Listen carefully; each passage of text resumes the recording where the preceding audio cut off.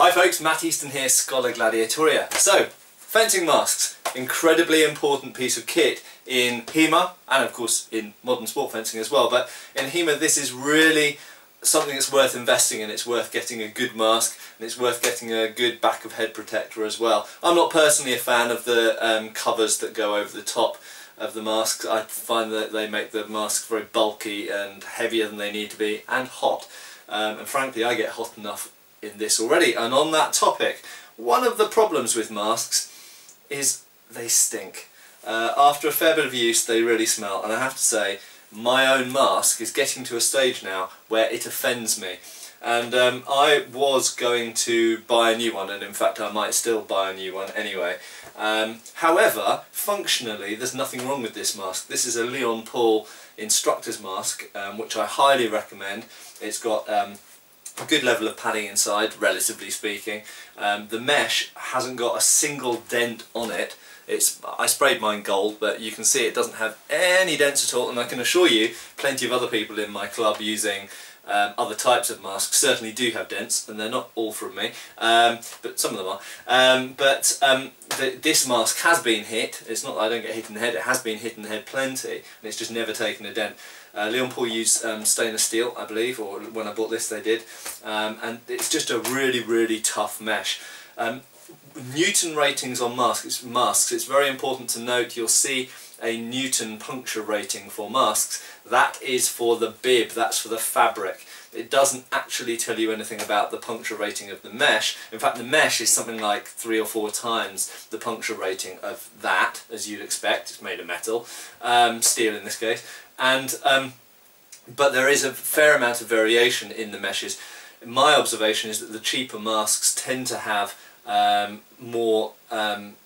less robust mesh on them than things like the PBT or the Leon Paul. This isn't a massive endorsement for Leon Paul or anything. There are other very good makes of masks you can get, PBT being a good example, All-Star being another good example. But it just so happens that I bought a Leon Paul mask for whatever reason, and it's lasted really well. Now my only possible reason for replacing this is because it stinks, as I mentioned, but that's what this video is about.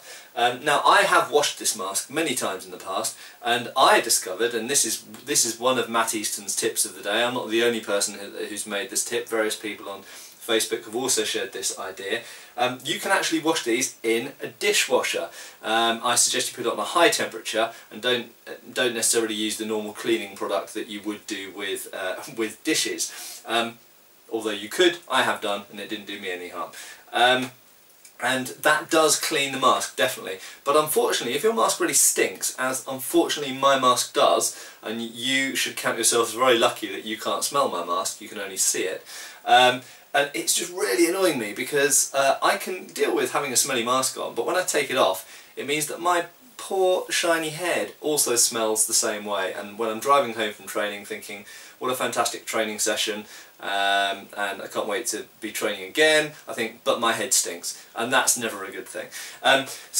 So this has been offending me, but I found out a pro tip. So as some of you know, I was doing some stuff related to a TV thing last week, which I can't talk about, but essentially I was talking to some people who do costume stuff and kind of special effects stuff, and they were saying, oh, what we do with all our costumes after they've been worn is we spray them with a mixture of vodka and water. That's right, vodka and water. And I jokingly said, what about gin? Because I quite like gin. I quite like vodka as well, but they said no, gin doesn't work, it has to be vodka. So what I'm going to do with this mask, rather than completely retiring it and buying a new one, is I'm going to douse it in vodka, and I'll let you know how it goes. But I have every reason to believe that what they say is true, is that it works. I mean, they have loads of sort of equipment and costumes and stuff that they spray a lot of the time with this sort of diluted vodka. But they say that you can use neat vodka as well. They also say that tea tree oil is a good thing. Vodka kills the bacteria, and apparently the tea tree oil, I think they said it gets rid of the smell of the vodka or something like that. Personally, I don't mind inhaling vodka while I'm fencing, but maybe it's not such a good idea.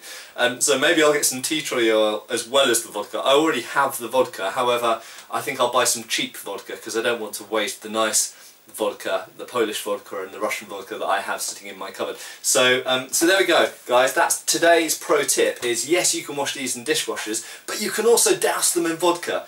Who knows? Maybe you can douse other things in vodka as well. Give it a try. Cheers, folks. Thank you for watching. Please subscribe and feel free to follow us on Facebook.